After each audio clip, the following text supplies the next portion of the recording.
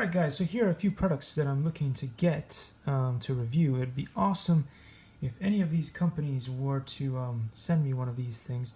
And one of these things that I'm looking for is the iFlight Alpha A75 analog FPV whoop. Wow, that is such a huge tongue twister for me. Anyway, I like that this thing is rather small and it has a really nice antenna in the back. That's something that I'm looking to get.